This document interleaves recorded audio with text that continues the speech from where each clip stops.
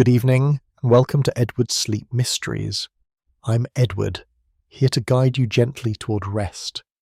Sleep, I've found, is not something we rush into. It's something we drift toward. If you wish, tell me in the comments whether you listen until the end or simply until sleep finds you.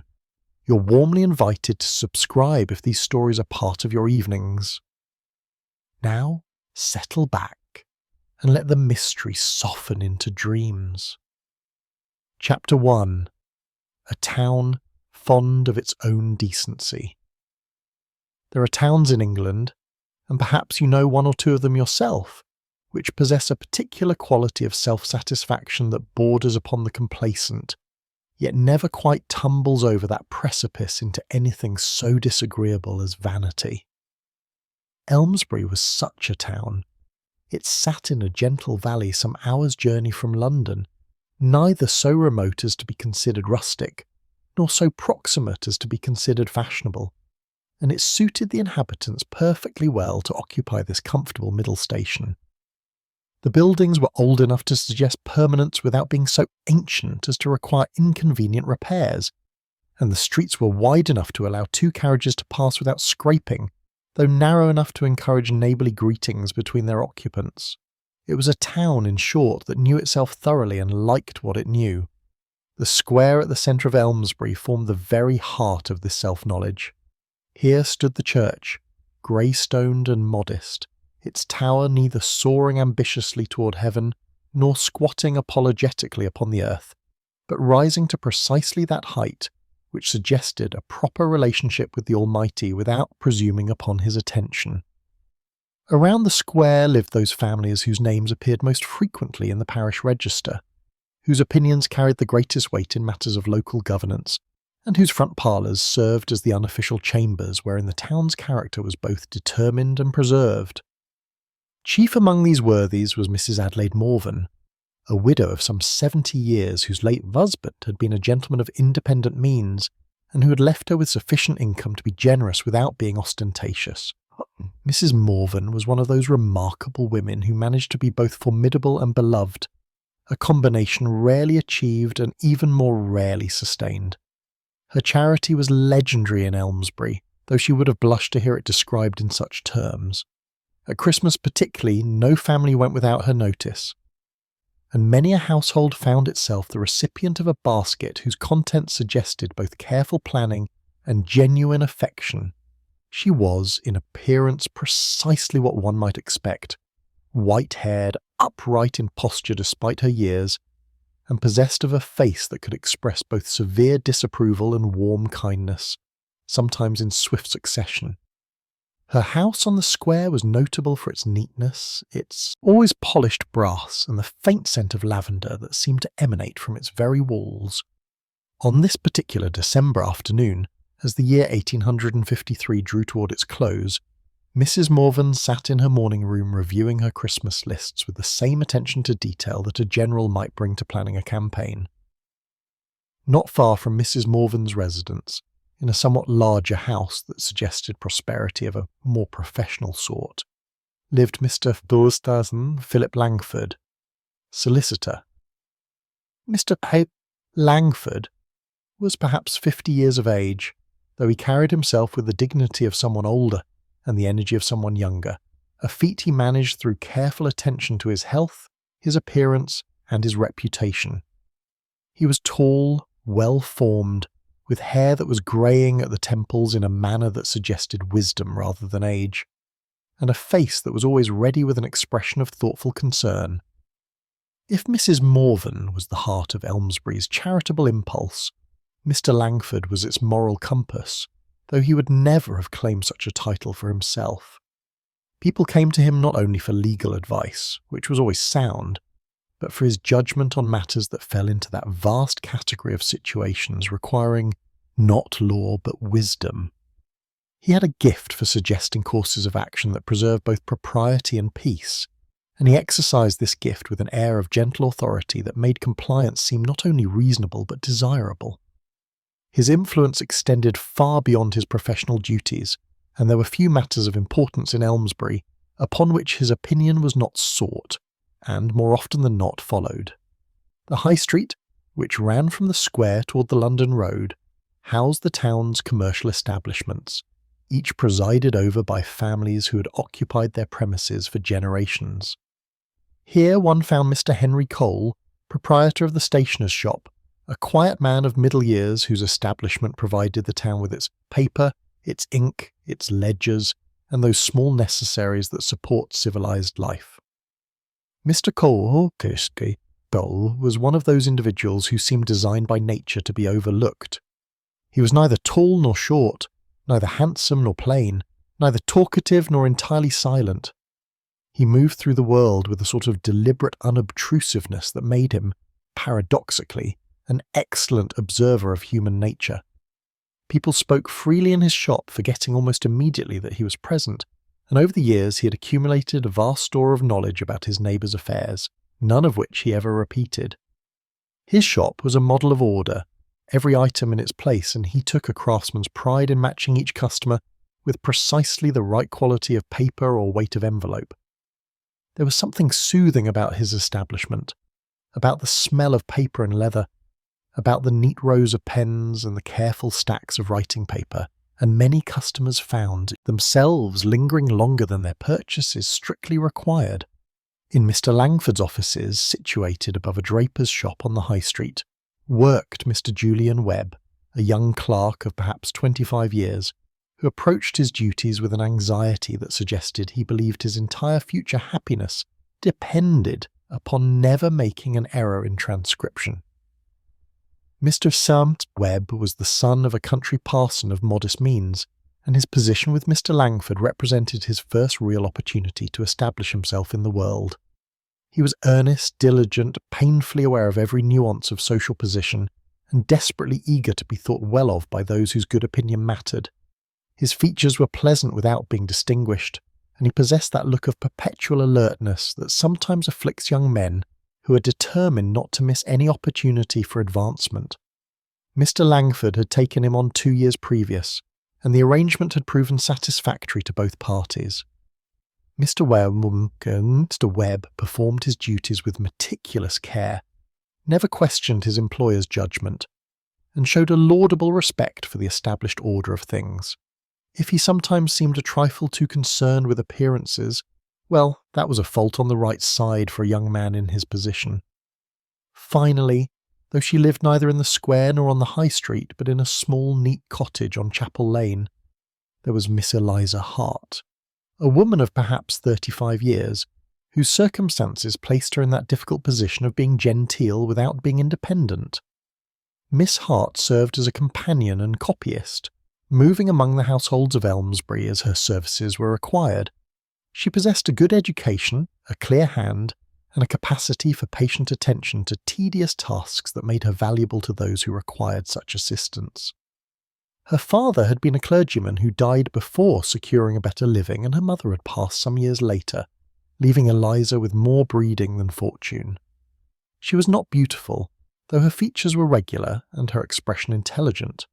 She dressed simply but with care, and she had that quality of self-possession that sometimes develops in women who must make their own way in the world without calling undue attention to themselves. Miss Hart was liked well enough in Elmsbury, though perhaps not thought about very much. She performed her duties competently, attended church regularly, and troubled no one. She existed, one might say, in that middle distance of social awareness where people are acknowledged without being truly seen. As Christmas approached in this year of 1853, all these individuals went about their customary preparations with the comfortable certainty that comes from knowing one's place and performing one's duties. The town seemed settled in its habits, secure in its judgments, and confident in its character. The bells would ring on Christmas Eve as they always did.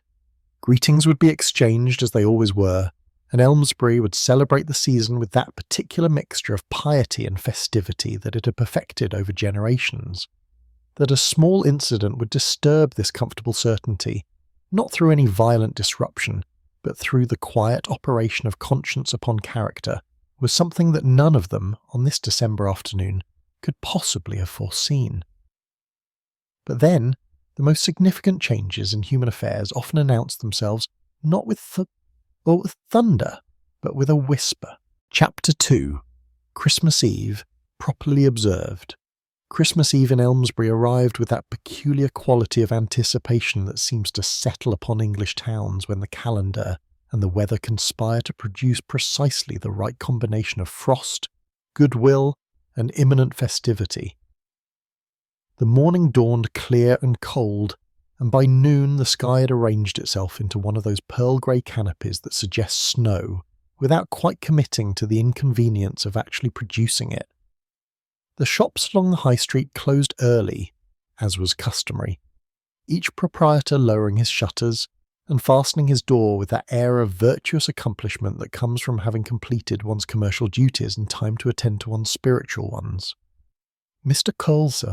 Cole locked his stationer's shop at 3 o'clock precisely, having sold his last sheet of writing paper to a gentleman who needed to compose a letter of seasonal greeting to a maiden aunt in Bath. The transaction had been conducted with that mixture of efficiency and ceremony that characterised all of Mr. Cole's dealings, and he departed for his modest lodgings above the shop with his usual quiet satisfaction. The church bells began their summons at 4:30, calling the faithful to evening service with a regularity that suggested the bells themselves had been observing Christmas Eve for so many generations that they required no human intervention to perform their duty correctly. The sound rolled across the square, down the high street, and into the narrow lanes beyond, reaching into parlours and kitchens and drawing forth the inhabitants of Elmsbury in their best coats and bonnets. Mrs. Morven emerged from her house attended by her maid, a young woman named Sarah, who carried a basket containing small gifts that her mistress intended to distribute after the service. The basket was not heavy, but it was carefully packed, and Sarah bore it with the solemnity appropriate to her mission. Mrs. Morven herself moved with that dignified pace that befitted both her years and her position, acknowledging greetings from her neighbours with gracious nods and occasional pauses for brief conversation. Mr. Langford walked to church alone, as was his custom, his tall figure cutting an impressive silhouette against the gathering dusk. He carried himself with that erectness of posture that seemed to declare his consciousness of being observed and his willingness to meet that observation with irreproachable conduct. Several townspeople called out their Christmas greetings to him, and he responded to each with a warmth that appeared entirely genuine, which indeed it was, for Mr. Langford did genuinely wish his neighbours well, so long as their wellness did not disturb the orderly functioning of the community. Mr. Webb hurried toward the church with rather less dignity, having lingered too long over the polishing of his boots and the arrangement of his neckcloth. He was anxious to secure a pew from which he might be seen by the more prominent members of the congregation, but not so prominent as to suggest presumption on his part. It was a delicate calculation, and one that occupied much of his attention as he made his way across the square. Miss Eliza Hart walked to church in the company of Mrs. Dawson, an elderly widow for whom she had been transcribing correspondence that afternoon. Mrs. Dawson lived on Chapel Lane, not far from Miss Hart's cottage, and the two women had fallen into step quite naturally as they emerged from their respective dwellings. They spoke little, but companionably, remarking upon the cold and the likelihood of snow and the excellence of the vicar's sermons, when he remembered to keep them brief. The service proceeded, as services do, with readings and hymns, and a sermon that managed to be both edifying and mercifully concise. The vicar, Mr. Pemberton, was a man who understood his congregation's capacity for spiritual improvement and wisely limited his exhortations to match it. When the final hymn had been sung and the final blessing pronounced, the congregation filed out into the cold evening air with that mixture of piety and relief that marks the conclusion of a duty well performed. It was then, in that interval between sacred obligation and secular celebration, that the incident occurred.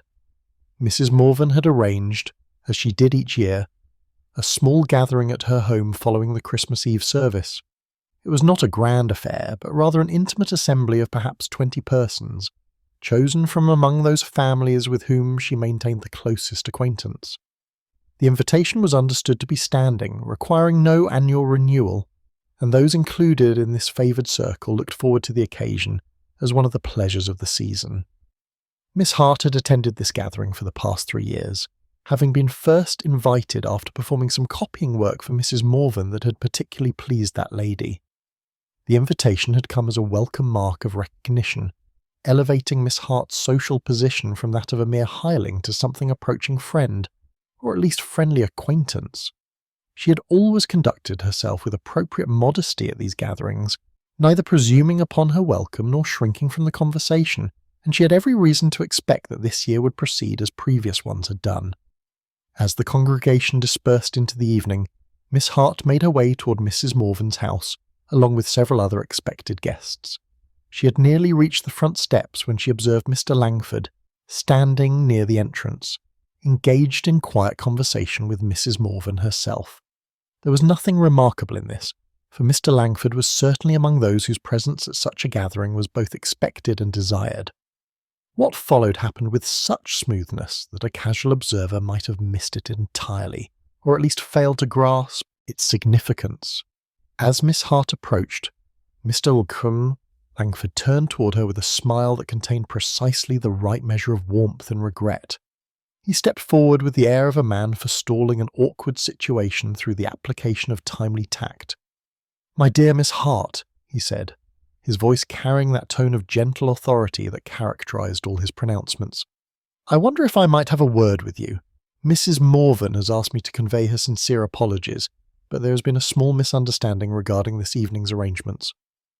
Miss Hart paused, her expression one of polite inquiry rather than alarm, for nothing in Mr. Langford's manner suggested any matter of serious concern. "A misunderstanding, Mr. Langford?" she asked. "Yes, quite minor, I assure you," he continued, maintaining his pleasant expression. "It seems there has been some confusion about the guest list this year. Mrs. Morven has been obliged to limit the gathering somewhat, owing to the indisposition of her cook, and several expected guests have needed to be informed of the alteration. She asked me to convey her regrets, and to assure you that she hopes to call upon you in the coming week to make amends for the inconvenience."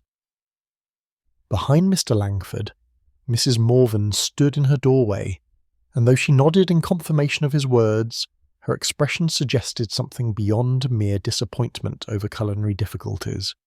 There was discomfort there, and perhaps a touch of shame, though she mastered these feelings admirably and produced a smile for Miss Hart's benefit. Miss Hart received this information with admirable composure. Her face registered neither offence nor surprise, but rather that careful neutrality that persons in dependent positions learn to adopt when confronted with social disappointment. "I quite understand, Mrs. Morven," she said, her voice steady. "Please do not distress yourself on my account. These things happen, and I am grateful for your consideration in having Mr. Langford inform me so kindly." She turned to depart, but Mr. Langford placed a gentle hand upon her arm. "I shall call upon you tomorrow, Miss Hart, to discuss a copying commission I have in mind. Perhaps we might consider it a small compensation for this evening's disappointment." "That is very kind of you, Mr. Langford," Miss Hart replied, and with a graceful inclination of her head towards both of them, she took her leave. She walked back down the street with that same steady pace she had maintained upon arrival, her figure gradually disappearing into the gathering darkness. To any observer, she might have appeared entirely unaffected by what had transpired. But Mr. Cole, who happened to be passing on his way home from posting a letter, noted the particular straightness of her spine and the deliberateness of her steps, and recognized them for what they were, the physical manifestation of dignity under duress. Inside Mrs. Morven's house, the gathering proceeded as planned, though perhaps with slightly less merriment than previous years might have witnessed. The matter was not discussed, for it needed no discussion. It had been handled smoothly and kindly, and that was sufficient, or so it seemed. Chapter 3. A small disturbance politely noted. The peculiar nature of small towns, and Elmsbury was no exception to this general rule, is that they possess a kind of collective consciousness which operates quite independently of any formal communication. News travels not through the medium of conversation alone, but through some more subtle mechanism involving glances, pauses, and that particular quality of atmosphere that settles upon a community when something unspoken requires acknowledgement. By Christmas morning, though no one had discussed the previous evening's incident in any direct fashion, a certain awareness had permeated the town. It manifested not as scandal, which would have been too vigorous a word for so delicate a matter, but rather as a general sense that adjustments were necessary, and that these adjustments should be accomplished with the minimum of fuss. Mrs. Morven rose early on Christmas Day, as was her custom, and attended morning service with her usual punctuality. Yet those who knew her well, and there were several such persons in the congregation, might have observed a certain distraction in her manner. She sang the hymns with less vigour than usual, and during the prayers her lips moved with an earnestness that suggested she was addressing concerns beyond the liturgical formulas. When the service concluded, and the congregation spilled out into the cold brightness of Christmas morning, exchanging greetings and good wishes, Mrs. Morven participated in these rituals with a warmth that seemed just slightly forced, as though she were performing a part she had long known but was finding on this particular day somewhat difficult to remember. She had planned to make her customary round of Christmas visits, distributing her baskets and receiving the thanks of their recipients with that gracious modesty that had always characterized her charity. Yet as she set forth with Sarah attending her, basket in hand, she found herself noting details she had previously overlooked. How many of the families she visited existed in that same precarious position as Miss Hart, neither destitute nor secure, dependent upon the goodwill of those more fortunately situated? How often had she herself participated in the subtle mechanisms by which some were included and others excluded, all in the name of propriety and order? These reflections did not come to her as dramatic revelations, for Mrs. Morven was not given to such extremes of feeling.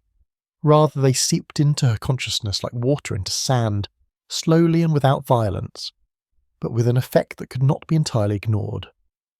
At the home of Mrs. Perkins, a washerwoman whose husband had died the previous spring, Mrs. Morven found herself lingering longer than usual, inquiring with genuine interest about the woman's circumstances and the prospects of her 3 children. Mrs. Perkins, surprised by this extended attention but grateful for it, spoke more freely than she might otherwise have done, and Mrs. Morven departed with the uncomfortable awareness that her charity, while appreciated, barely touched the edges of the difficulties these people faced daily. Mr. Webb spent his Christmas morning in a state of heightened anxiety that he could not entirely account for. He had attended the Christmas service, had exchanged greetings with Mr. Langford and several other prominent persons, and had been invited to dine with a family of respectable tradespeople whose acquaintance he had been cultivating.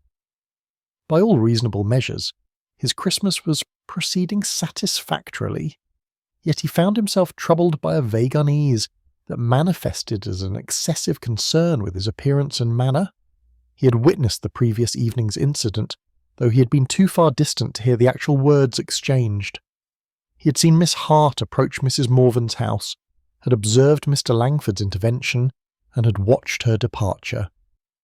At the time, he had thought nothing of it beyond a passing curiosity about what minor matter might have required such careful handling. But throughout the night and into the morning the scene had returned to his mind with increasing frequency. What troubled him was not any particular sympathy for Miss Hart, whom he knew only slightly, but rather an awareness that exclusion, however gently accomplished, was a thing that could happen to anyone whose position was not absolutely secure. And Mr. Webb's position, he was painfully aware, was far from secure. He held his place through competence and good conduct, but he possessed no independent means, no family connections of significance, and no protection against the subtle shifts of opinion that might render him, like Miss Hart, suddenly inconvenient. This realization did nothing to make him more sympathetic to Miss Hart's situation. Instead, it made him more determined to distance himself from any association that might prove problematic. If Miss Hart had somehow fallen from favour, then prudence dictated that he should take no action that might suggest he questioned the judgment of those whose good opinion he required. Such are the mathematics of social self-preservation, and Mr. performed these calculations with the instinctive rapidity of one who has long practiced them. Mr. Cole observed these various responses with the quiet attention that characterized all his interactions with the world. On Christmas morning he opened his shop for an hour, as was traditional, to allow those who had forgotten some small necessity to make their purchases. The custom brought him little profit, but it was expected, and Mr. Cole was a man who understood the value of meeting expectations. Several customers entered his shop that morning, and in the course of their transactions he noted subtle alterations in their manner when the subject of Miss Hart arose, as it did tangentially, in connection with some copying work one of them required. The tone was not unkind, but it carried a certain careful quality, as though the speaker were navigating around an obstacle that had not existed previously. Mr. Cole said nothing, but he filed these observations away with the same care he applied to the arrangement of his stock. He had lived long enough and observed carefully enough to recognize the pattern. Someone had been judged, and the judgment had been communicated through channels so subtle that those participating in its transmission might not even realize they were doing so. What the judgment concerned, and whether it was just, were questions Mr. Cole could not answer, but he noted its existence and its effect, and he felt a small stirring of discomfort at the ease with which it had been accomplished. Miss Hart herself spent Christmas Day in her cottage, having been invited nowhere and expecting no invitations. She had long since accustomed herself to spending holidays alone, and she had developed a routine for such occasions that provided structure without requiring company. She read from her small collection of books, she prepared a modest but satisfactory meal, and she allowed herself the luxury of sitting idle before her fire in the afternoon, something her usual industry rarely permitted. If she reflected upon the previous evening's incident, she did so privately and without apparent distress. She had learned, as persons in her position must learn, to accept disappointment without permitting it to become bitterness. The skill required constant practice, but she had been practicing for many years. What she could not know, and what would only become apparent in the days to follow, was that her quiet dignity in the face of exclusion had impressed itself upon at least one observer. Mr. Cole, who had witnessed her composed departure from Mrs. Morven's doorstep, had recognized in her bearing something that commanded respect, and the recognition had planted a seed of doubt about the necessity or justice of what had occurred. But these were early days yet, and the town had not finished its adjustment to the small disturbance that had interrupted its Christmas Eve. The mechanisms of social correction were still operating smoothly and almost invisibly, guided by that collective instinct for preservation that governs small communities. By evening, when the lamps were lit and families gathered around their hearths, Elmsbury appeared to have settled back into its customary tranquillity. The day had passed as Christmas Day should pass, with worship and feasting, and the exchange of good wishes. If some few persons carried with them a measure of discomfort about matters they could not quite name, well, such discomforts were small and would surely fade with time, or so it seemed, in that peaceful twilight hour, when all disturbances appear temporary and all questions seem destined to answer themselves without requiring any troublesome examination of conscience. Chapter 4. Manners that spoke louder than words. There exists in the conduct of human society a language far more eloquent than words, expressed through inflections of voice, arrangements of countenance, and those minute alterations of behaviour that convey meaning with a precision that explicit speech could never achieve. In the days following Christmas, this silent language became the primary medium through which Elmsbury conducted its business regarding Miss Eliza Hart. No one spoke ill of her. Indeed, no one spoke of her at all with anything approaching directness. Yet her name began to appear in conversations with a peculiar quality, as though it were a thing requiring careful handling, like a piece of delicate china that might crack if grasped too firmly. Mrs. Pemberton, the vicar's wife, encountered this phenomenon when she called upon Mrs. Morven 2 days after Christmas to discuss arrangements for the New Year's charity drive.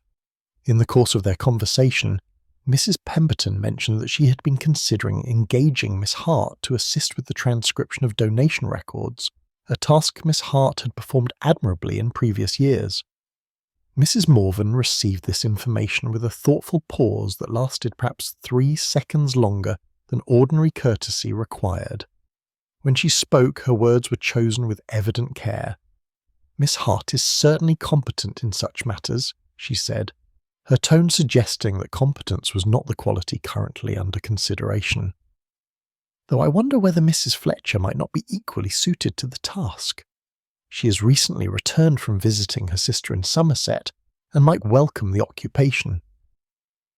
Mrs. Pemberton, who possessed a keen instinct for social undercurrents, recognised immediately that some shift had occurred in Miss Hart's standing, though she could not have articulated what that shift entailed, or what had occasioned it.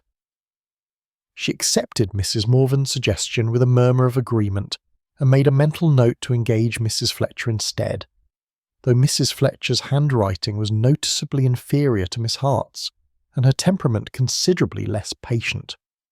Similar exchanges occurred throughout the town with such frequency that they began to form a pattern visible to those who knew how to look for such things. Mr. Cole, conducting his business with his usual quiet efficiency, noted that customers who had previously mentioned Miss Hart's services now spoke instead of other copyists, other companions, other persons who might fill the various small positions that constituted Miss Hart's livelihood. The remarkable aspect of these conversational adjustments was their gentleness. There was no malice in them, no desire to harm. Rather, they reflected a collective instinct to avoid discomfort, to smooth over a situation that had somehow become awkward, to preserve the town's tranquillity by the simple expedient of pretending that certain persons were less present than they had been previously. Mr. Langford played no small part in orchestrating this delicate reorganisation of social awareness. His influence operated through suggestion rather than decree, through the raising of an eyebrow or the careful placement of a pause in conversation. When Mr. Davison, a local gentleman of independent means, mentioned that he was seeking someone to catalogue his library, Mr. Langford gently steered the conversation toward alternative candidates, never explicitly discouraging the engagement of Miss Hart, but somehow leaving Mr. Davison with the impression that other choices might prove more suitable. This was accomplished with such subtlety that Mr. Davison would have been hard-pressed to explain how his intentions had been altered. He simply found himself, at the end of the conversation, committed to interviewing a young man recently arrived from Oxford who had been recommended by Mr. Langford as possessing both scholarly credentials and excellent references. The effect of these accumulated adjustments upon Miss Hart's circumstances was gradual but unmistakable. Work that would ordinarily have come to her found its way to others. Invitations to minor social gatherings, never numerous but sufficient to prevent complete isolation, ceased to arrive. She was not shunned, which would have been too obvious and too cruel, but rather overlooked, which was both more subtle and, in its way, more thorough. Miss Hart herself conducted herself throughout this period with a composure that would have done credit to a philosopher. She maintained her routines, attended church on Sunday, and greeted her neighbours with the same quiet courtesy she had always shown. If she noticed the alteration in her circumstances, and she could hardly have failed to notice it, she gave no outward sign of distress. Indeed, her very composure seemed to trouble those few persons who retained enough conscience to feel troubled. Mrs. Morven, encountering Miss Hart on the High Street 3 days after Christmas, found herself offering a greeting of such excessive warmth that it bordered upon the theatrical, as though attempting to compensate through volume of feeling for some deficiency of genuine regard. Miss Hart received these attentions with polite gratitude and continued on her way, leaving Mrs. Morven with an uncomfortable sense that she had somehow performed her role inadequately. Mr. Webb, meanwhile, had arrived at a complete rationalisation of the situation that satisfied both his sense of propriety and his instinct for self-preservation. In his mind, which was not naturally given to complex moral reasoning, the matter had resolved itself into a simple formula. Miss Hart had been gently discouraged from certain social situations because her continued presence would have created awkwardness. The source of this awkwardness need not be examined too closely. The fact of its existence was sufficient justification for the measures taken. Having settled upon this comfortable interpretation, Mr. Webb felt free to participate in the general adjustment without any troublesome stirrings of conscience.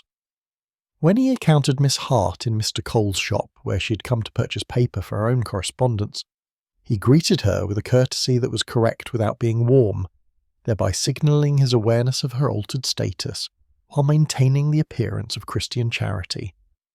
Miss Hart purchased her paper, thanked Mr. Cole for his assistance, and departed. Mr. Webb, who had been examining a new style of pen nib with elaborate attention during her transaction, relaxed once she had gone and resumed his conversation with Mr. Cole about matters of no particular importance. Mr. Cole wrapped the pen nibs Mr. Webb had finally decided to purchase and accepted payment with his customary efficiency. But after Mr. Webb had departed, he stood for a moment in thought, his gaze directed towards the door through which both his recent customers had passed. He had observed the careful distance Mr. Webb had maintained from Miss Hart, the elaborate casualness of his manner, the relief that had settled upon him after her departure. He had observed these things, and he had understood them, and he found that he did not much care for what they revealed about the operation of human nature, including, perhaps, his own nature, for he too had remained silent when speech might have cost him something. The incident that had occurred on Christmas Eve was taking on a life of its own, spreading through the community not as scandal, but as something more insidious, an unexamined assumption, a consensus reached without discussion, a judgment delivered without trial. And the remarkable thing was how naturally it all proceeded, how little effort it required, how smoothly the machinery of social exclusion operated once set in motion. In all of this, one element remained conspicuously absent: any explanation of what Miss Hart had actually done or failed to do that had occasioned her quiet removal from the town's good graces. The incident had been handled so smoothly, so gently, that the question itself seemed impolite, a violation of the very discretion that had been employed to manage the situation. And so the days passed, and the pattern established itself, and Elmsbury returned to its comfortable rhythms, with Miss Hart occupying a slightly more peripheral position than she had before Christmas Eve. The adjustment was complete, the disturbance resolved, the order restored. Or so it appeared to those who preferred not to examine the matter too closely. Chapter 5.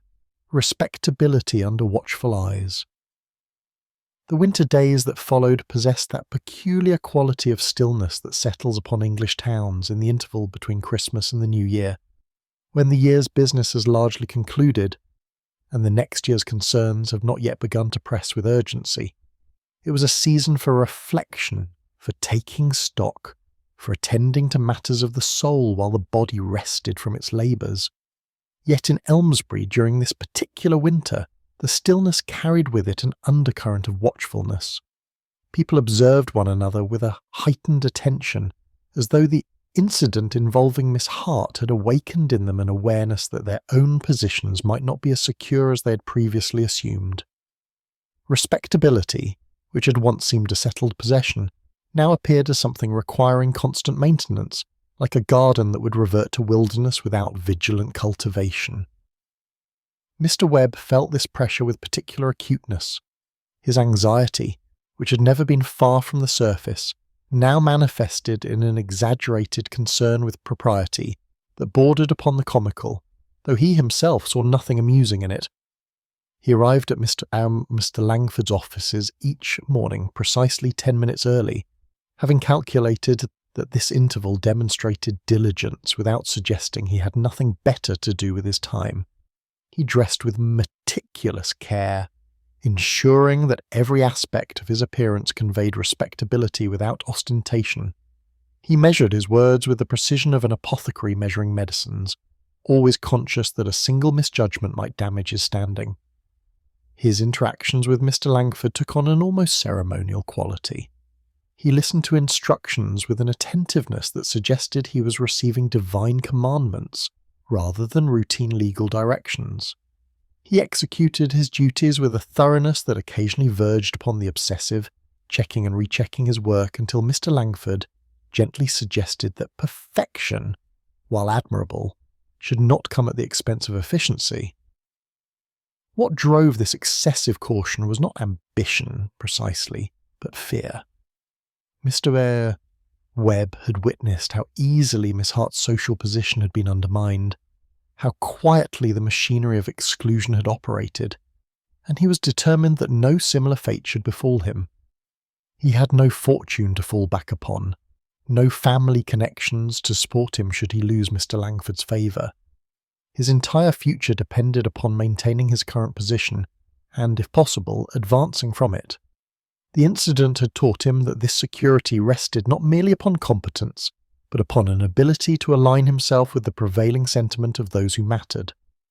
Consequently, when the subject of Miss Hart arose in conversation, as it occasionally did in the course of business, Mr. Webb adopted an expression of thoughtful concern that he had practised before, his mirror.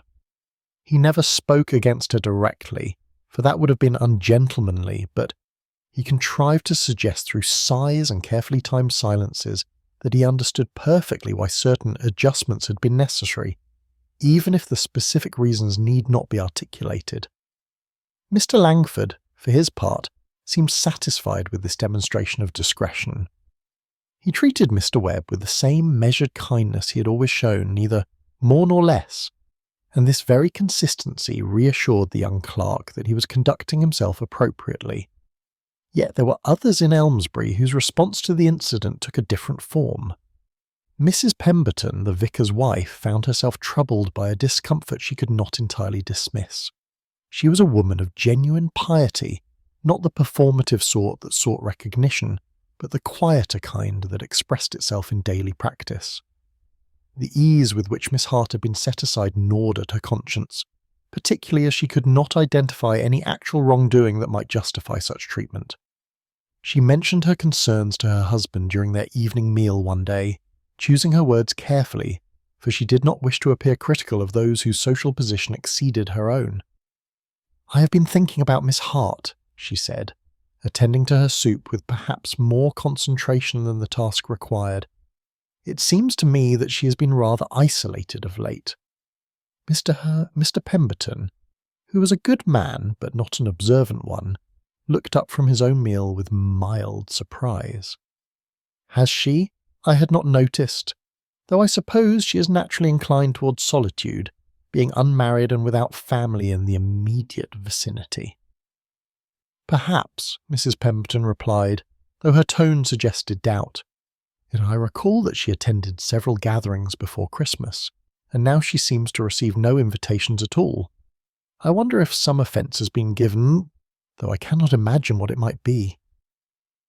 Her husband considered this for a moment, then offered the explanation that came most naturally to a man of his temperament.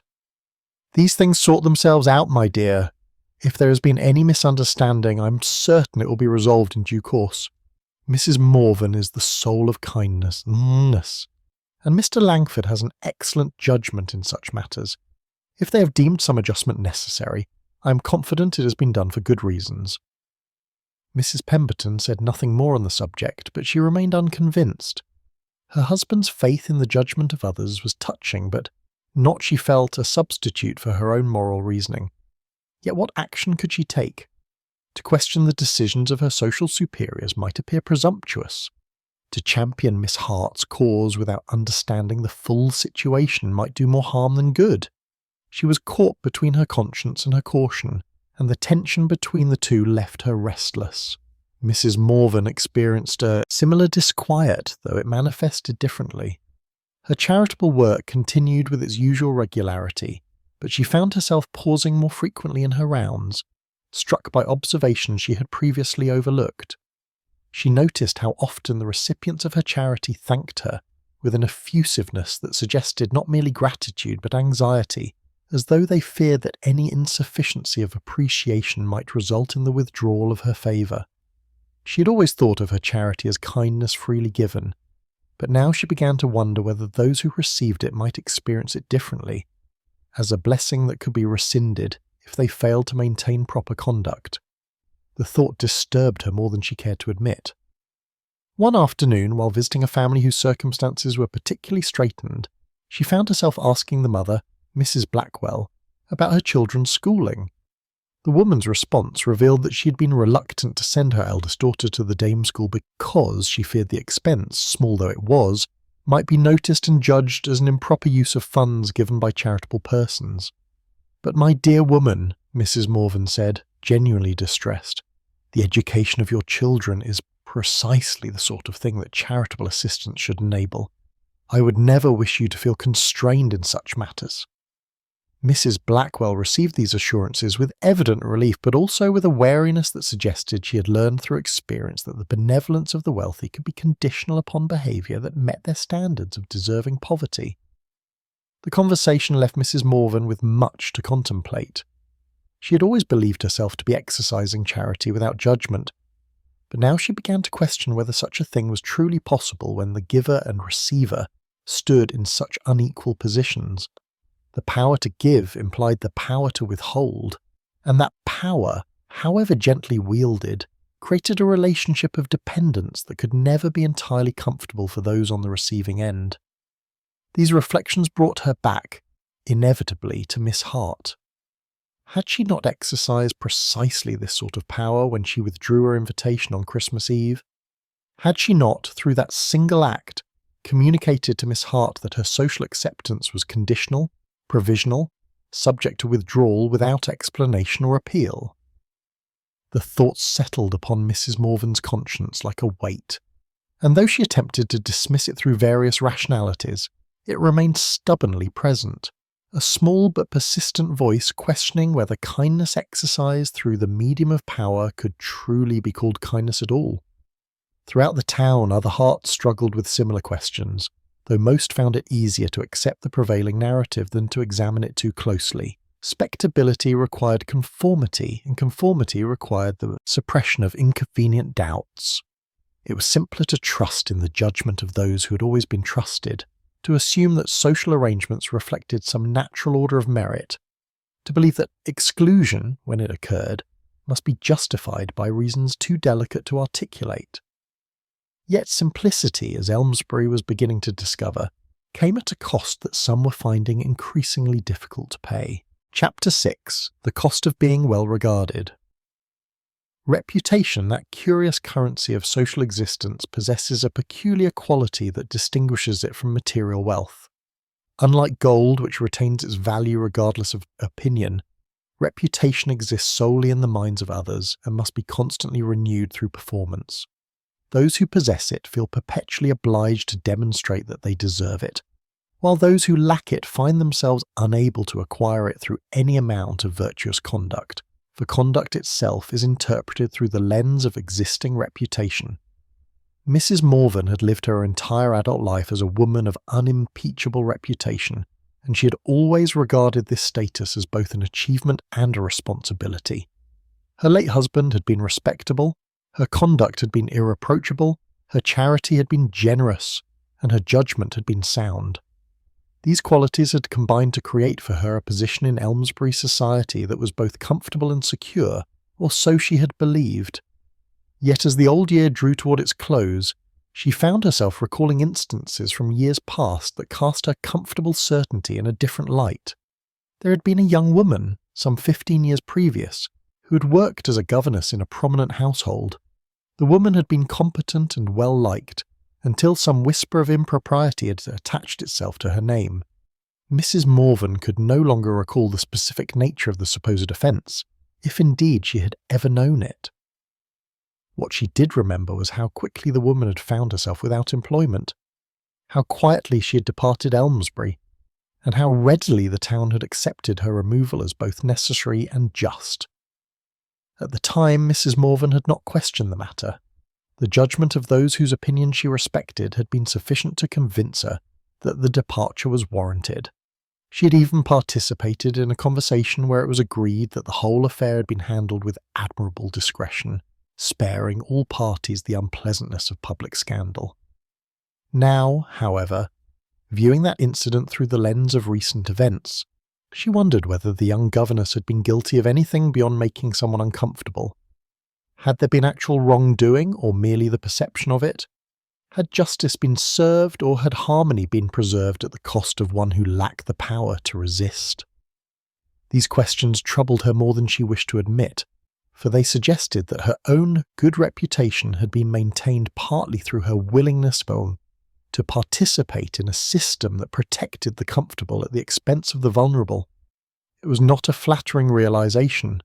She sat in her morning room on a grey afternoon, her neglected correspondence before her, and allowed these uncomfortable thoughts their full expression. The room was warm, the fire well tended, and through the window she could see the square where respectable families came and went about their respectable business. It was a peaceful scene, and she was part of it, secure in her position, surrounded by the evidence of a well-ordered life. Yet she could not shake the feeling that this peace had been purchased at a price she had never properly calculated, and that the bill was only now being presented for her examination. Mr. Cole had his own memories that rose to trouble him during this period of reflection. His life had been spent largely in the shadows of other people's notice, a position that had granted him both safety and a certain freedom from expectation. No one looked to him for moral guidance or social leadership. His opinions, when he offered them, were received with polite indifference. He existed as a fixture of the town, reliable and unremarkable, like the buildings along the high street. But this very obscurity had taught him lessons that more prominent persons never learned.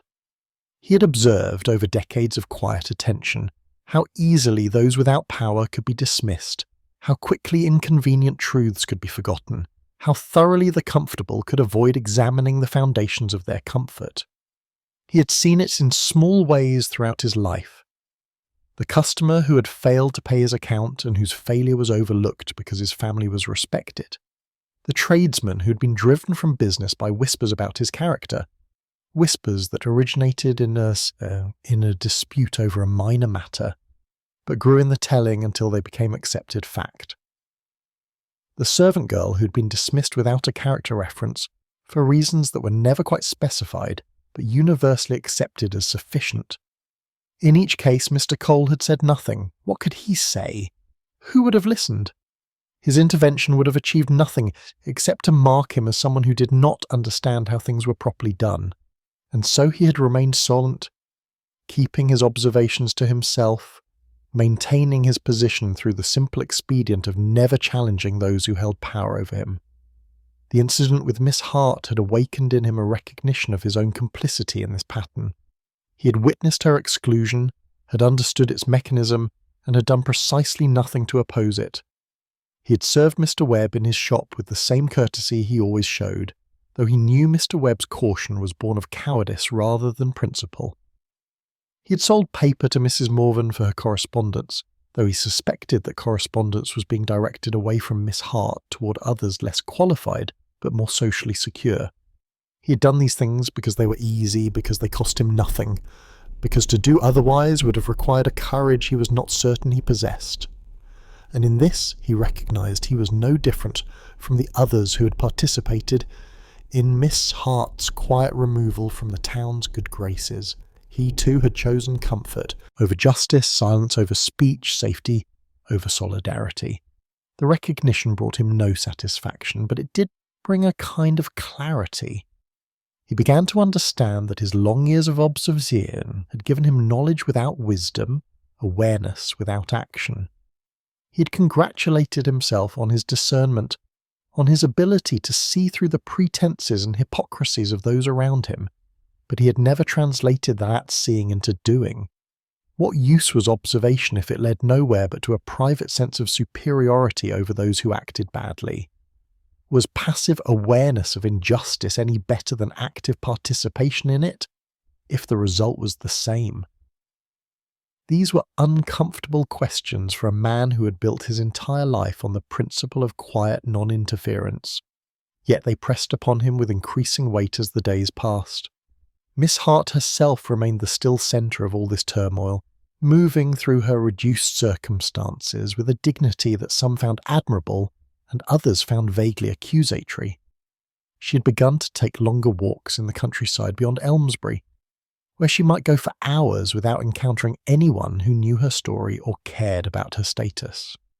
The winter landscape suited her temperament, stark and honest, requiring nothing of her but her presence. During one such walk, she encountered Mr. Cole returning from a delivery to a farmhouse on the outskirts of town. They greeted each other with the courtesy of old acquaintances, and Mr. Cole found himself walking alongside her for a portion of the return journey. They spoke little, for neither was given to unnecessary conversation, but the silence between them was companionable rather than awkward. At one point, as they paused to let a farmer's cart pass, Mr. Cole found himself saying, quite without premeditation, "I hope you know, Miss Hart, that not everyone in Elmsbury has forgotten your worth." Miss Hart turned to look at him, her expression unreadable. For a moment he feared he had overstepped, had presumed upon an acquaintance that did not grant him the right to such familiar speech. Then she smiled just slightly and replied, "Thank you, Mr. Cole. That is kind of you to say." They walked on in renewed silence, but something had shifted between them, some acknowledgement of shared understanding that required no further articulation.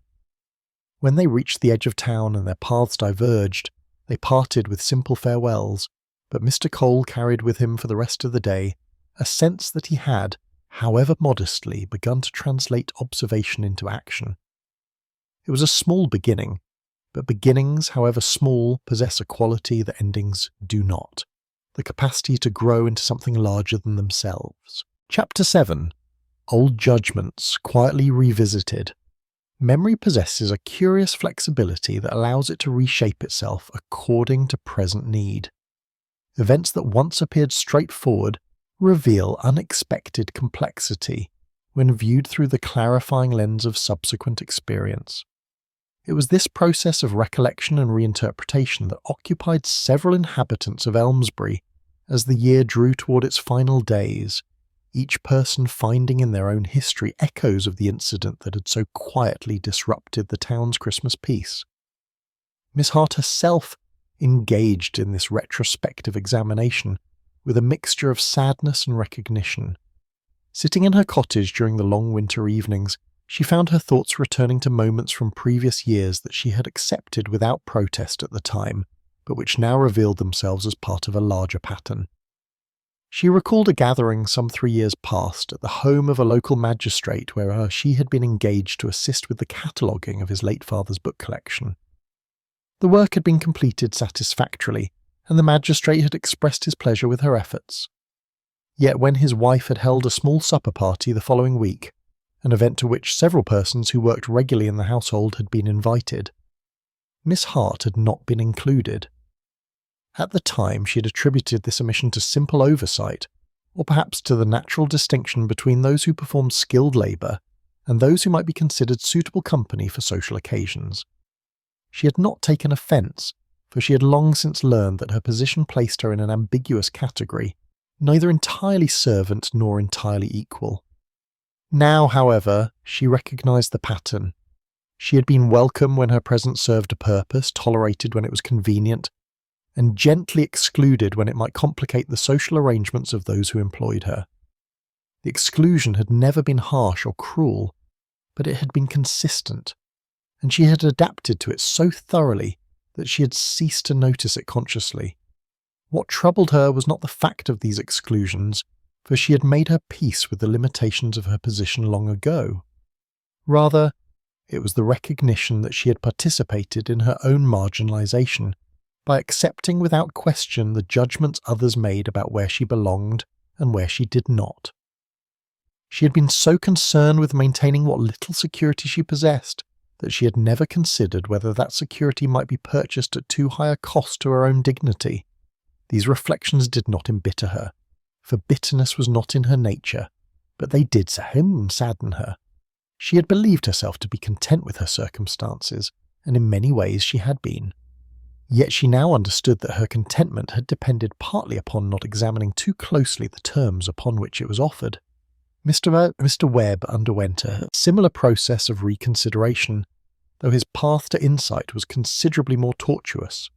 His natural inclination was to justify rather than to question, and he had constructed elaborate defences of his own conduct that satisfied him for several days after the Christmas incident.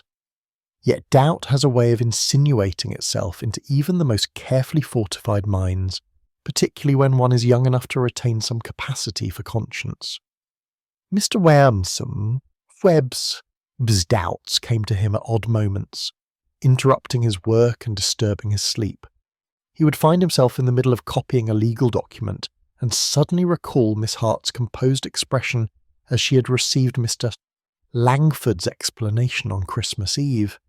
He would wake in the night and remember his own careful avoidance of her in Mr. Cole's shop, and feel an uncomfortable warmth in his face that had nothing to do with the temperature of his bedchamber. What troubled him most was the recognition that his caution, which he had justified as prudence, was indistinguishable in its effects from cowardice.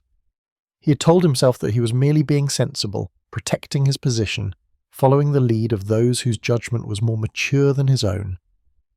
But beneath these comfortable rationalizations lay the uncomfortable truth that he had participated in the exclusion of another human being without knowing or caring what justified that exclusion, solely because it seemed safer to go along than to question. This recognition came to him fully one evening, as he sat in his modest lodgings, attempting to read a volume of sermons he had borrowed from the church library. The text discussed the parable of the Good Samaritan, and though Mr. Webb had heard this story countless times since childhood, on this particular evening it had struck him with uncomfortable force. He had always imagined himself as the Samaritan in that story, the virtuous figure who would stop to assist those in need.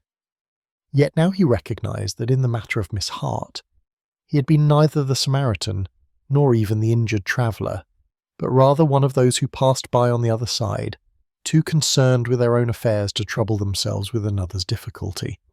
The realization brought him no credit, but it did bring him something more valuable, the beginning of honest self-knowledge. He was not, he understood now, as good a person as he had believed himself to be. The discovery was humbling, but humility, as any clergyman could have told him, is often the first step toward genuine virtue. Mrs. Pemberton, meanwhile, had moved beyond a private reflection to cautious action. She had called upon Miss Hart on the pretext of discussing some charitable matter, but her true purpose had been to assure herself that Miss Hart was bearing up under her altered circumstances. She had found Miss Hart perfectly composed, neither seeking sympathy nor displaying bitterness, and had departed with her admiration for the woman considerably increased. She had also, with more courage than she quite realized, mentioned to several acquaintances that she found Miss Hart's character to be exemplary and her exclusion from recent social gatherings to be puzzling. She did not say this in any confrontational manner, but rather with an air of innocent inquiry, as though she genuinely could not understand why such a capable and pleasant person should be so overlooked. These small assertions of Miss Hart's worth did not reverse the tide of opinion in Elmsbury, but they did create small eddies in its current. One or two persons, hearing Mrs. Pemberton's gentle advocacy, found themselves reconsidering their own ready acceptance of Miss Hart's social diminishment. They did not act on this reconsideration immediately, but the seed of doubt had been planted, and doubt, once admitted, has a tendency to grow. Even in Mr. Langford's consciousness, though he was less willing than others to admit it, there stirred a certain unease. He had handled the Christmas Eve incident with his characteristic smoothness, had offered Miss Hart work to soften the blow of her exclusion, and had done everything that propriety and kindness seemed to require. Yet he found himself returning in his mind to that moment on Mrs. Morven's doorstep, to the look in Miss Hart's eyes as she had accepted his explanation with such perfect composure. Had there been judgment in that look, or merely understanding? Had she seen through his careful words to the truth beneath them? And if she had, what did that say about his own character that he had been willing to serve as the instrument of her exclusion while maintaining an appearance of sympathetic concern? These questions troubled him more than he cared to acknowledge, for they suggested that his reputation for wisdom and fairness might rest partly upon his ability to manage difficult situations in ways that preserved harmony while avoiding justice. It was not a distinction he had previously considered, but once considered, it could not be easily dismissed. Throughout Elmsbury, in various hearts and minds, this process of reconsideration continued. Old certainties became questions, accepted judgments revealed themselves as assumptions, and the comfortable consensus that had formed around Miss Hart's exclusion began to develop small but significant cracks. The town had not changed its mind precisely, but it had begun to question whether it had ever properly made up its mind in the first place. And in that questioning lay the possibility, however remote, that understanding might eventually give way to something more valuable, the courage to acknowledge error and the willingness to make amends. But such transformations do not occur swiftly or without struggle, and Elmsbury had not yet reached that point. The old year still had a few days remaining, and with them a few more lessons to be learned. Chapter 8. What was long accepted without question. The final days of the year brought with them a quality of introspection that seemed to settle upon Elmsbury like the frost that gathered each night upon the window panes. It was as though the approaching boundary between one year and the next invited a reckoning of accounts, both material and moral, and prompted questions that had lain dormant during busier seasons. For Mrs. Morven, this period of reflection led her thoughts repeatedly back to Mr. Langford, and to the role he had played, not only in the Christmas Eve incident, but in the broader governance of Elmsbury's social conscience. She had always regarded him with respect bordering upon deference, accepting his judgment in matters both legal and ethical, as one might accept the pronouncements of an oracle whose wisdom was beyond questioning. Yet now, as she considered the matter more carefully, she began to perceive that what she had taken for wisdom might be something rather different. Mr. Langford's great gift, she recognised, was not for determining what was right, but for determining what was acceptable to those who mattered. He had an instinct for consensus, for finding the course of action that would preserve harmony among the prominent while disturbing the settled order as little as possible. This was a valuable skill, certainly, and one that had served Elmsbury well in many situations, but it was not the same as moral leadership, and the distinction had consequences that Mrs. Morven was only now beginning to appreciate. She recalled now how Mr. Langford had managed the Christmas Eve incident. He had not asked what Miss Hart had done to warrant exclusion, had not inquired into the justice of the matter, had not considered whether the discomfort that prompted the decision might be less important than the harm caused by it. Instead, he had simply accepted that Mrs. Morven wished Miss Hart to be excluded, and had undertaken to accomplish that exclusion in the smoothest possible manner. He had been kind about it, certainly.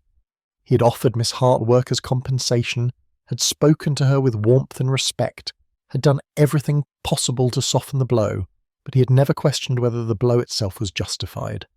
His concern had been entirely with method rather than purpose, with the how rather than the why. And Mrs. Morven, reflecting upon this now, recognised that she had enabled this pattern through her own reluctance to examine her decisions too closely. She had asked Mr. Langford to handle the matter because she did not wish to face Miss Hart herself, because she hoped his authority might lend legitimacy to an action she was not certain she could defend, because it was easier to let him manage the unpleasantness than to acknowledge her own responsibility for creating it. This was not a comfortable realisation, and it led her to other equally uncomfortable questions. What had actually prompted her to exclude Miss Hart from the Christmas gathering? She had told herself at the time that it was a matter of numbers, of the cook's indisposition, of necessary adjustments. But these explanations, examined honestly, revealed themselves as pretenses. The truth, which she had avoided confronting until now, was simpler and less flattering. Someone had suggested to her, in conversation a few days before Christmas Eve, that Miss Hart's presence at such gatherings was becoming somewhat awkward, that her position was ambiguous, that it might be kinder to all concerned if she were invited less frequently to events where the distinction between employer and employee, between patron and dependent, might become uncomfortably blurred. Who had made this suggestion, Mrs. Morven could no longer precisely recall. It might have been Mrs. Haverstock, or perhaps Mrs. Dutton, or possibly it had emerged from a conversation among several ladies and she had simply absorbed it as though it were a collective wisdom rather than an individual opinion. But whoever had planted the seed, Mrs. Morven had allowed it to grow, had permitted herself to be persuaded that exclusion was kindness, that preserving clear social boundaries was a service to everyone, including Miss Hart herself. And Mr. Langford, when she had mentioned the matter to him, had agreed with that smooth assurance that characterized all his pronouncements. Yes, it was awkward. Yes, clarity was preferable to ambiguity. Yes, it would be better for all concerned if certain distinctions were maintained. He had not suggested cruelty, had not advocated harshness, but he had reinforced her inclination to choose comfort over courage, convention over conscience. Now, in the cold clarity of retrospection, Mrs. Morven understood that this was how injustice often operated, not through malice, but through a collective desire to avoid discomfort, not through conscious cruelty, but through the passive acceptance of arrangements that benefited some at the expense of others. And those like Mr. Langford, whose role was to smooth over difficulties and preserve harmony, could become unwitting instruments of that injustice precisely because their focus was on process rather than principle. She did not condemn him for this, for she recognized that she had sought his assistance specifically because she knew he would help her avoid confronting the moral dimensions of her choice. They had been complicit together in a kind of comfortable cowardice, each enabling the other to avoid uncomfortable questions, but recognition, even when it comes late, has value. And Mrs. Morven, sitting in her morning room as the grey afternoon light faded toward evening, resolved that she would no longer accept without examination the judgments of those whose primary concern was preserving the status quo. Mr. Langford was a good man, and his skills were valuable, but goodness and skill were not the same as wisdom, and she had confused them for too long. Miss Hart, meanwhile, had become a kind of mirror in which various inhabitants of Elmsbury saw reflected their own characters with uncomfortable clarity. Her quiet dignity in the face of exclusion, her refusal to complain or seek sympathy, her continued competent performance of whatever work came to her, all served to highlight the contrast between her behaviour and that of those who had judged her. Mr. Cole, observing this, found himself reflecting upon the nature of character itself. He had long believed that character was best revealed in adversity, and Miss Hart's response to her altered circumstances confirmed this belief. Yet what troubled him was the recognition that prosperity and security could conceal rather than reveal character, allowing people to maintain an appearance of virtue without ever being tested in ways that might expose their limitations. Those who had participated in Miss Hart's exclusion had not faced any cost for doing so. Their reputations remained intact, their positions secure, their comfort undisturbed. They had been able to act unjustly while maintaining an appearance of kindness, to cause harm while professing good intentions, to preserve their own ease at another's expense without paying any price for that preservation. This seemed to Mr. Cole a fundamental inequity in the moral economy of human affairs. The powerful could err without consequence, while the powerless suffered for errors they had not committed. And those like himself, who occupied a middle position, could observe this inequity without challenging it, thereby becoming complicit in its perpetuation. He had no solution to this problem, no grand plan for reforming human nature or restructuring society. But he had come to understand that small actions mattered, that his earlier words of encouragement to Miss Hart, however modest, represented a choice that had moral significance. He could not change Elmsbury's social order, but he could choose where to place his own small weight in the balance between justice and convenience, between courage and comfort, between solidarity and silence. As the year drew toward its end, these various threads of reflection and recognition continued to weave themselves through the life of the town. The pattern they formed was not yet clear, and the outcome remained uncertain. But something had shifted, some opening had been created through which light might eventually enter if those who glimpsed that light proved willing to follow where it led. The old year had nearly run its course, and with it, the old certainties that had governed Elmsbury for so long. What the new year might bring remained to be seen, but already there were signs that it would not simply repeat the patterns of the past, that the small disturbance created on Christmas Eve might ripple outward in ways no one had anticipated. Change, when it comes to human hearts, often begins not with dramatic conversion, but with quiet doubt, not with sudden revelation, but with gradual recognition. And in Elmsbury that process had begun. Chapter 9. a truth offered without accusation. The evening of the final day of the year arrived with a stillness that seemed to invite confession. There is something in the dying of one year and the approach of another that loosens the tongue and opens the heart, as though the temporal boundary provided a natural occasion for accounting and acknowledgement. In Elmsbury, this New Year's Eve possessed an additional quality of expectancy, as though the town itself awaited some resolution to the disquiet that had lingered since Christmas. Mr. Langford sat in his study that evening, ostensibly reviewing legal documents, but in truth engaged in a form of self-examination that he had been avoiding for days. The room was warm, well-appointed, lined with books that testified to both his learning and his prosperity. It was a room designed to convey authority and inspire confidence, and it had served that purpose admirably throughout his professional life. Yet on this particular evening the room felt less like a sanctuary than a witness box, and Mr. Langford found himself unable to escape the questions that had been accumulating in his conscience with increasing insistence. He rose from his desk and stood before the window, looking out at the square where lamplight cast pools of gold upon the frost-covered ground. The scene was peaceful, orderly, exactly as it should be, and he had spent his entire adult life working to maintain that order, to preserve that peace, to ensure that Elmsbury remained the kind of place where decent people could live comfortable lives undisturbed by unnecessary conflict or unseemly discord. But at what cost, and to whom? These questions had been forming themselves in his mind with greater clarity each day, and he could no longer dismiss them with the comfortable rationalizations that had previously sufficed. He had handled the Christmas Eve incident exactly as he would have handled dozens of similar situations over the years, with discretion and efficiency, minimizing awkwardness and preserving appearances.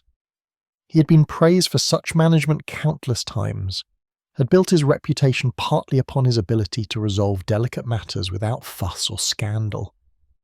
Yet now he found himself wondering whether his skill at smoothing over difficulties had sometimes served to obscure rather than resolve them, whether his gift for maintaining harmony had occasionally preserved peace at the expense of justice.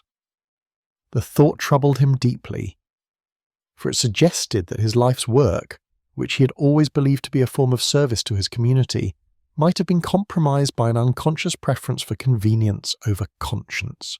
He had, if he were honest with himself, discouraged Miss Hart's attendance at Mrs. Morven's gathering, not because he believed she had done anything wrong, but because her presence had become, as in some indefinable way, uncomfortable for certain persons whose comfort mattered to the smooth functioning of Elmsbury's social order. He had not inquired too closely into the source of that discomfort, had not demanded evidence or explanation, had simply accepted that it existed and that removing its cause was the path of least resistance. This realization, once acknowledged, could not be unacknowledged, and with it came the understanding that he had performed similar services many times over the years, each time congratulating himself on his diplomatic skill, never pausing to consider whether diplomacy that served only the powerful might be indistinguishable from injustice. As he stood at his window, wrestling with these uncomfortable truths, his housekeeper announced that Mrs. Morven had called and wished to speak with him on a matter of some importance. He received this news with a mixture of relief and apprehension, sensing that the conversation he had been avoiding with himself was about to be conducted with another. Mrs. Morven entered his study with her customary dignity, but there was something in her bearing that suggested a purpose beyond mere social courtesy. They exchanged the usual pleasantries, but both sensed that preliminaries were not what the occasion required. "Mr. Langford," Mrs. Morven began, settling herself in the chair he had offered, "I have come to discuss the matter of Miss Hart, and I hope you will indulge me in speaking plainly."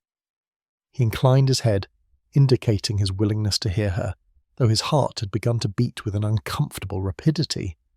"I have been reflecting upon the events of Christmas Eve," she continued, her voice steady but tinged with something that might have been sorrow, "and I find I cannot begin the new year without acknowledging certain truths that I have been reluctant to face." She paused, gathering her thoughts, and Mr. Langford waited, knowing that what was coming would require more of him than his usual smoothness of response. "I asked you to manage Miss Hart's exclusion from my gathering," Mrs. Morven said, meeting his eyes directly. "You did so with your characteristic grace. But I have come to understand that in asking you to perform that service, and in your performing it so efficiently, we both participated in something that was not right, however kindly it may have been accomplished." Mr. Langford felt a tightness in his chest, as though the words he had been preparing to speak had lodged themselves there and could not quite be released. Yet he knew that this moment required honesty rather than diplomacy. "I've been thinking along similar lines," he said quietly. "I handled the matter, as I have handled many such matters, with the aim of preserving harmony and avoiding discomfort. But I did not ask, or as I should have asked, whether the harmony I preserved was worth the cost at which it was purchased." Mrs. Morven nodded slowly. "I excluded Miss Hart, not because she had committed any offence, not because she had behaved improperly or caused any genuine disturbance, but because someone suggested to me that her presence was becoming awkward, and I lacked the courage to question that suggestion or to defend her against it. And I," Mr. Langford added, his voice carrying a weight of recognition, "accepted your decision without examination, because it seemed easier to manage the exclusion smoothly than to challenge the reasoning behind it. I have prided myself on my abilities to resolve difficulties, but I failed to consider that some difficulties ought not to be resolved in the manner I chose."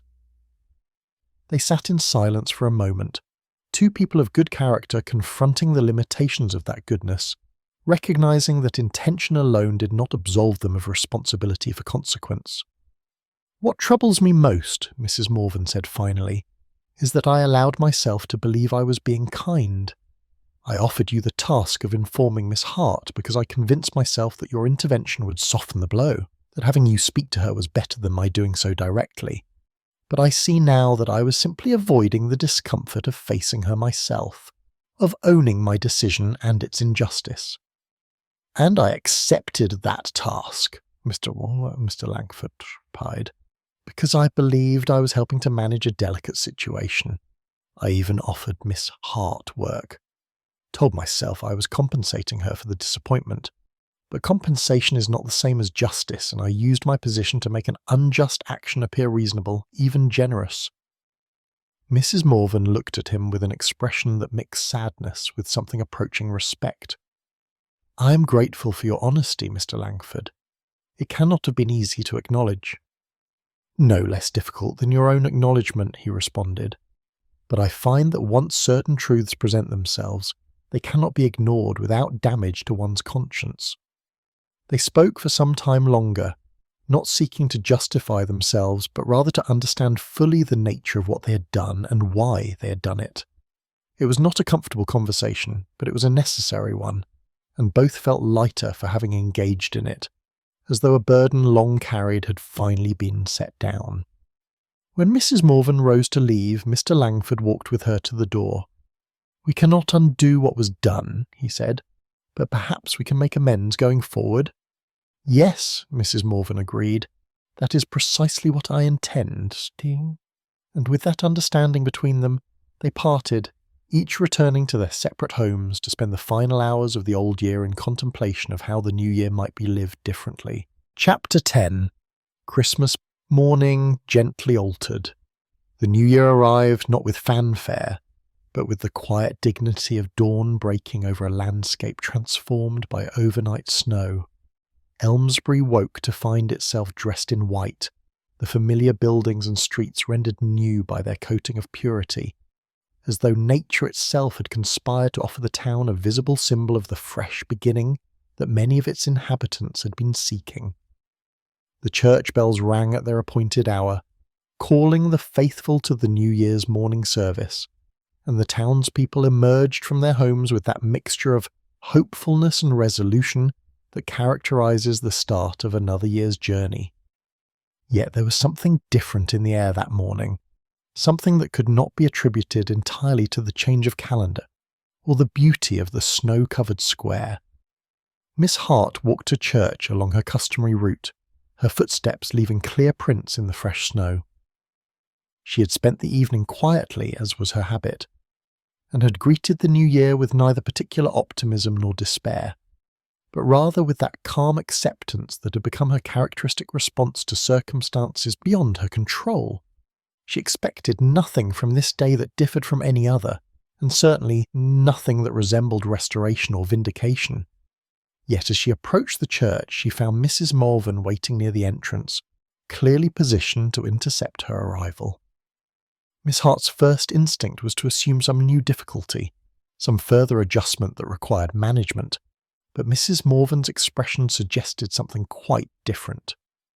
"Miss Hart," Mrs. Malvern said, her voice carrying a warmth that seemed to come from genuine feeling rather than practiced courtesy, "I wonder if you might spare me a moment before the service begins. There is something I wish to say to you, and I should very much like to say it properly." They stepped aside from the stream of arriving congregants, finding a quiet corner near the churchyard wall, where the ancient yew trees provided a measure of privacy. Mrs. Malvern appeared, for perhaps the first time in Miss Hart's acquaintance with her, genuinely uncertain of how to proceed. "I owe you an apology," Mrs. Malvern began, meeting Miss Hart's eyes with a directness that suggested considerable effort, "for my conduct on Christmas Eve, and for the manner in which I have allowed you to be treated in the days since. I excluded you from my gathering not because you had done anything to warrant exclusion, but because I lacked the moral courage to resist a suggestion that your presence had become somehow inconvenient." Miss Hart stood very still, her expression revealing neither surprise nor triumph, but rather a kind of attentive waiting, as though she wished to understand the full measure of what was being offered before responding. "I cannot claim ignorance as an excuse," Mrs. Malvern continued, "nor can I pretend that my actions were justified by good intentions. I chose comfort over fairness, and I asked Mr. Langford to manage the matter because I did not wish to face the discomfort of confronting you directly with my own cowardice. I am deeply sorry for the pain and difficulty this has caused you." There was a moment of silence, broken only by the distant sound of the church bells completing their summons. Then Miss Hart spoke, her voice steady and without bitterness. "I appreciate your candour, Mrs. Malvern, and I accept your apology. I will not pretend that the exclusion did not trouble me, for it did, but I harbour no ill will toward you, nor toward Mr. Langford, nor toward anyone else in Elmsbury. We are all of us imperfect, and we all struggle to balance kindness with courage, principle with practicality." Mrs. Malvern felt tears prickling at her eyes, moved by the grace of this response. "You're more generous than I deserve," Rory said, "but I hope you will allow me to demonstrate through future conduct that I have learned something from this experience. I should be honoured if you would join me for tea this week, and if you would consider resuming your place at such gatherings as I may hold in the future." "I would be pleased to do so," Miss Hart replied simply. They entered the church together, and this simple act of companionship did not go unnoticed by those already seated. Whispers rustled through the congregation like wind through leaves, and more than one person found themselves reassessing their recent assumptions about Miss Hart's standing in the community. Mr. Santos Langford, seated in his customary pew, observed this entrance and felt a weight lift from his conscience. He had spent much of the night examining his own role in Elmsbury's social governance, and had resolved to exercise his influence with greater attention to justice and less concern for mere harmony. It would not be an easy change, for his habits were long established, but he believed it to be necessary. Mr. Webb, sitting several rows back, witnessed the same scene and experienced a complicated mixture of relief and chagrin. Relief that the social awkwardness surrounding Miss Hart appeared to be resolving itself, and chagrin at his own eager participation in her exclusion.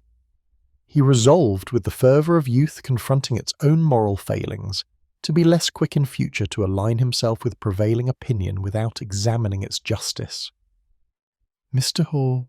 Cole, standing near the back of the church where he habitually positioned himself, allowed himself a small smile of satisfaction.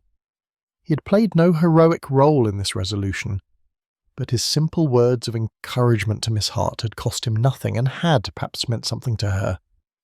It was a modest contribution, but he recognised that modest contributions multiplied across a community could amount to something significant.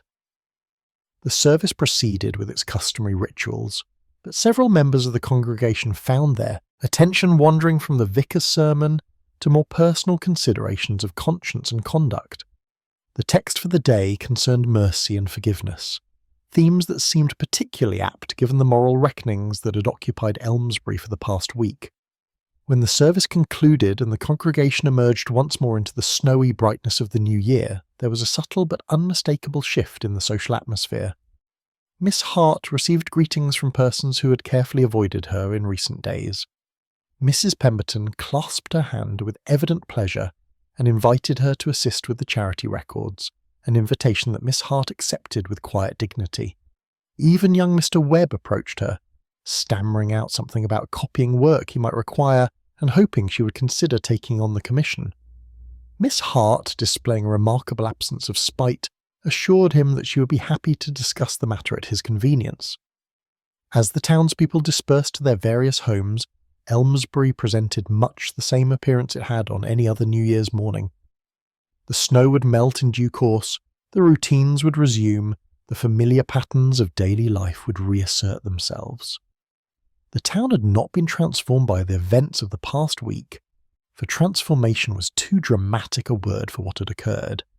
Yet something had shifted, something subtle but real. A lesson had been learned, not through dramatic revelation, but through the quieter process of honest reflection and acknowledgement of error. Several persons had confronted uncomfortable truths about themselves and had chosen to do better going forward. It was not a heroic achievement, but it was a human one, and in its modest way it mattered. Miss Hart walked home through the snowy streets, her heart neither jubilant nor bitter, but rather peacefully content. She had been vindicated without seeking vindication, had maintained her dignity without sacrificing her gentleness, and had witnessed the power of conscience to move even those who had wronged her. She understood that Elmsbury would never be perfect, that social hierarchies would persist, that awkwardness and injustice would arise again in new forms. But she also understood that goodness existed in imperfect people, that courage could develop even in those accustomed to comfort, and that small acts of moral reckoning, multiplied across a community, could create change that was real, even if it was not revolutionary. The snow continued to fall as she reached her cottage, covering her footprints behind her, rendering the path fresh and unmarked for whoever might follow.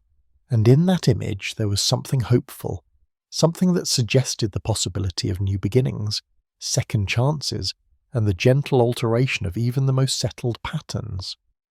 Elmsbury remained itself, neither worse nor better than countless other English towns, but perhaps slightly more aware of the daily choices between comfort and courage, between silence and speech, between the ease of conformity and the difficulty of conscience. And if awareness alone did not solve all its problems, it was at least a beginning, which is all any of us can reasonably hope for as we commence the uncertain journey of another year. The bells rang their final notes across the snowy square, the sound carrying through the cold air and fading slowly into silence, leaving behind only the peaceful hush of a winter morning and the quiet promise of days to come.